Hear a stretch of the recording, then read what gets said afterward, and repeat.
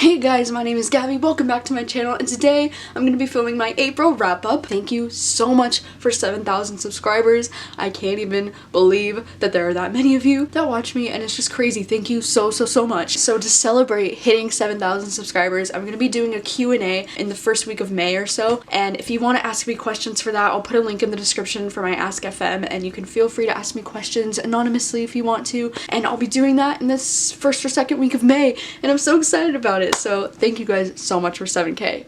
Anyways, back to the wrap up. So in the month of April, I read a total of 8 books, which amounted to 2,834 pages. The number of genres I read is kind of all over the place. I read 3 thrillers, 1 romance, 1 horror, 1 poetry novel, 1 historical fiction, and 1 sci-fi. The number of ratings, I gave 4 books 5 stars this month. I gave 3 books 4 stars and only 1 2-star book. You cannot even imagine how ecstatic I am about having such a good reading month. I think this is one of the best reading months that I've had in a long time. Like, I had so many good books this month. And male versus female authors, I read 4 female authors and 4 male authors. It's even. What? Let's just jump right into what I read. So the first book I picked up this month that helped me out of my reading slump was Big Little Lies by Liane Moriarty. This was fucking amazing. I'm sure you've heard of this book by now, but if you haven't, it's an adult thriller. It follows these moms that are all moms of like these young kindergartners. Basically, it starts with a murder,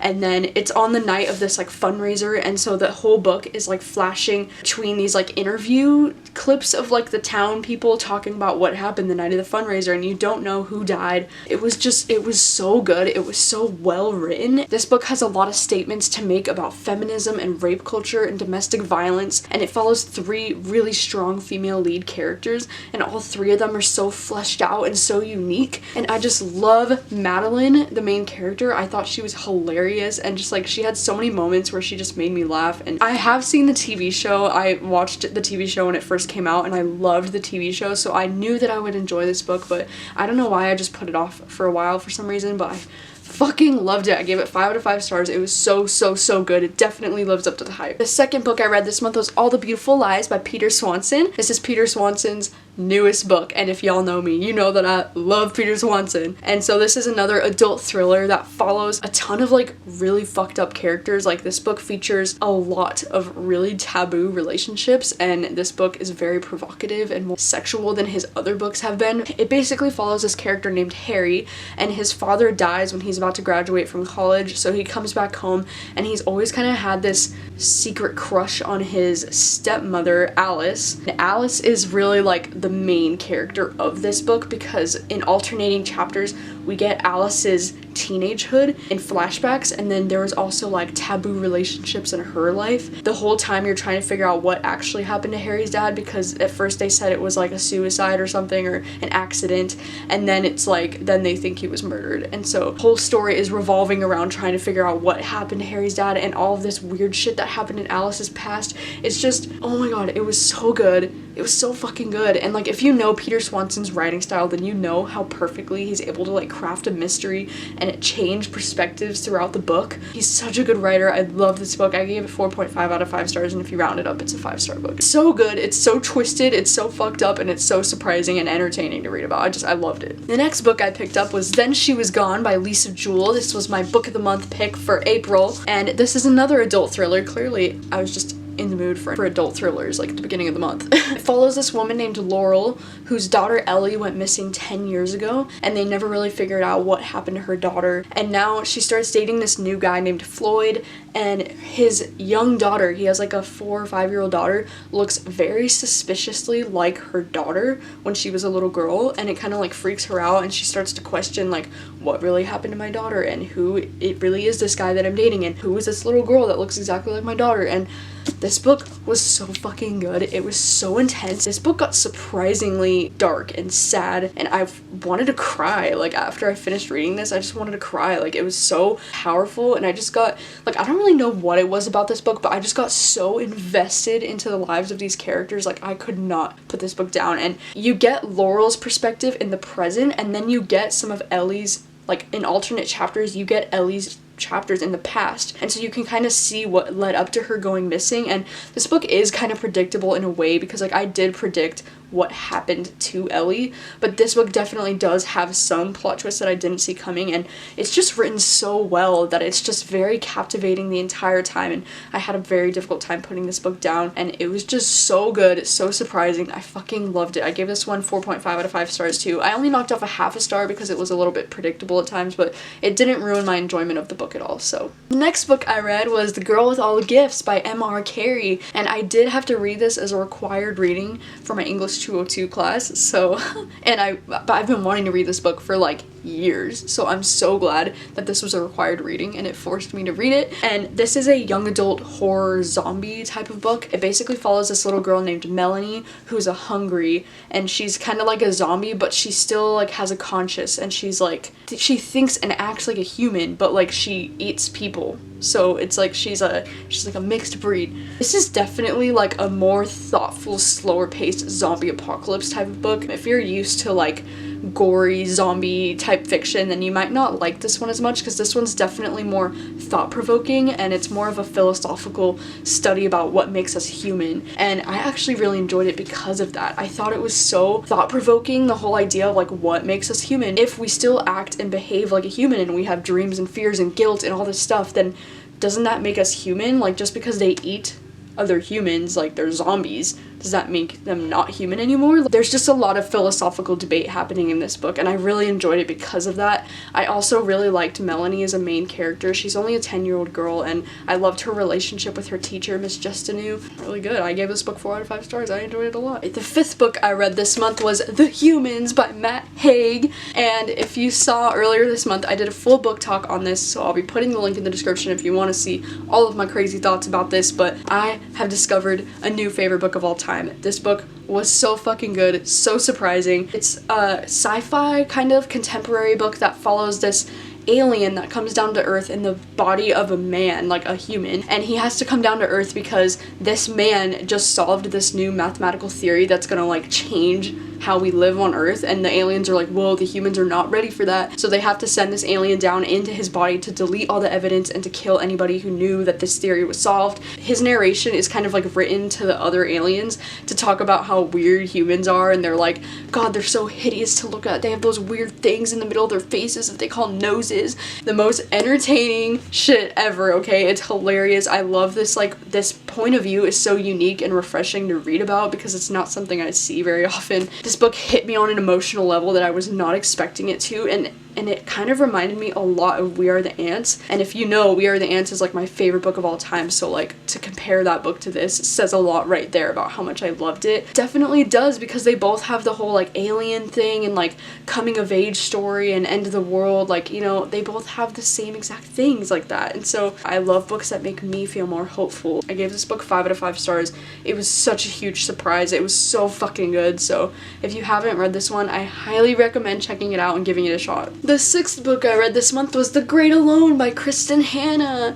I finally read this one, yay! And I was able to check out the audiobook from my library, and I listened to that, and so the audiobook is fantastic. This is a historical fiction novel that takes place in the 1970s. It follows this 13-year-old girl named Lenny, whose father has some serious PTSD because he served in the Vietnam War, and he convinces his family that they need to move to Alaska to get as far from civilization as they can because he feels like that's how he's going to recover from this PTSD that he's dealing with. The Alaskan atmosphere in this book was captured so well, like, and it simultaneously makes me want to go like visit Alaska and also never ever go to Alaska, like, ever. It's scary to think about, you know, because she talks about how Alaska is like the most magical place in the world in the summertime, you know, like you get sun for basically 6 months straight, and then in the winter you get no sun, like darkness for 6 months straight, and how that can take such a toll on the family, you know, and how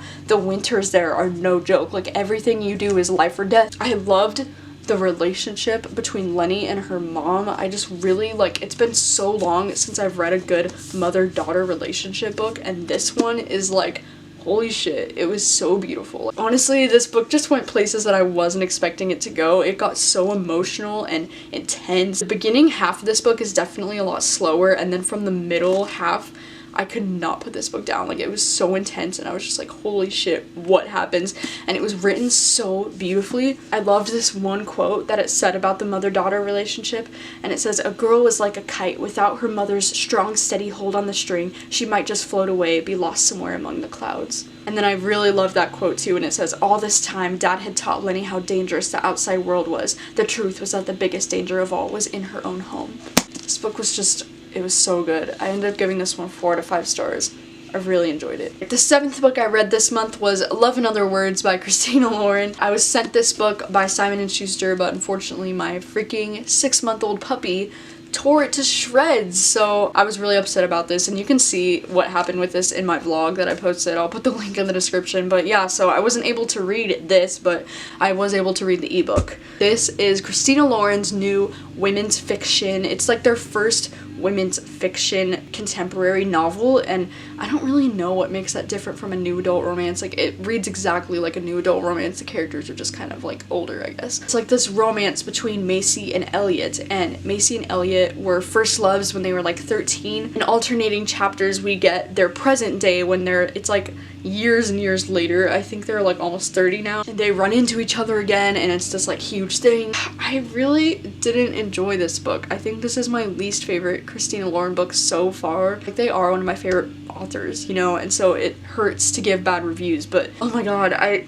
couldn't stand Macy or Elliot. They were both driving me crazy, and I didn't really know what it was about Elliot, but I just like didn't like him. Like, when I was reading this book, I was just like, he's like that typical annoying teenager that I just like don't like to read about. And you know, this could be also like partially because I don't really like a lot of like young adult romances. It's rare for me to love a young adult romance, so I wasn't expecting most of this book to be a young adult romance type of thing. So yeah, I couldn't really stand Macy or Elliot, unfortunately, and so this book was just too cheesy. I didn't like it. I didn't like their romance. It was bland and forgettable, and I ended up giving this one 2 out of 5 stars, which is the lowest rating that I've given to a Christina Lauren book this far, so that was very disappointing. The last book I read this month was Helium by Rudy Fransisco, and this is a poetry novel. These are very lyrical poems that discuss the social issues that revolve around like race, gender, and sexism, and even like water scarcity and things like that. I loved this one poem when they talked about how people always wonder why black people never compete in like X Games, and like why there's never black people like participating in extreme sports. And then he says, "Being black is one of the most extreme sports in America. We don't need to invent new ways of risking our lives because the old ones have been working for decades." I was just sitting there like, holy shit. After I read that one, I was like, damn, that is heavy. I also loved the poems about like water and how scarce it's becoming, and wondering whether the future generations are gonna know water the way that we do now. I really loved the like poems about like his love interest and his mother, like just a lot of the really like romantic ones. It was just very sweet, and I liked a lot of the like thought-provoking poems, and there was just a lot of like really beautifully written poems in this book. Like, I just really enjoyed it, and I ended up giving this one 4 out of 5 stars, and the only reason why I knocked off a star is because there were some like cliche type of things. Like, I didn't write it down, but there was like one that was like, "Oh, Cupid sucks at like target practice and he needs to stop messing with my heart," or something like that, and I was just like, okay. Other than that, it was really cute, and I really loved these poems. Those are all the books that I've read in April. I also wanted to mention that I'm currently reading The Underground Railroad for my English 202 class right now, and I'm probably going to end up finishing this one in the next 2 days, but this is probably gonna get pushed to my May wrap up. Yeah, how many books did you guys read in April? What were your favorite books that you read this month? It's been such a long time since I've had this good of a reading month. Like, I enjoyed almost everything except for Love in Other Words, but like literally everything else I loved. Like, it was great. Like, if I had to pick a favorite, it would probably be The Humans. I just loved it so much, and it was so unexpected and so good. And that is all I have for you today. So again, if you do want to ask me questions for my Q&A, I would super appreciate it. I didn't think anybody was gonna care, or like I was like, oh, maybe I'll just do it, but if nobody asks me, then if nobody asks me anything, then I'll like scrap it and I won't do it. But I've already gotten a lot of like really interesting questions, so excited to do it now. So if you have anything else you want to ask me, I'll put the link in my description so you can feel free to go there and ask anything. Thank you guys so much for watching as always. Thank you for 7K, and I will see you guys next time.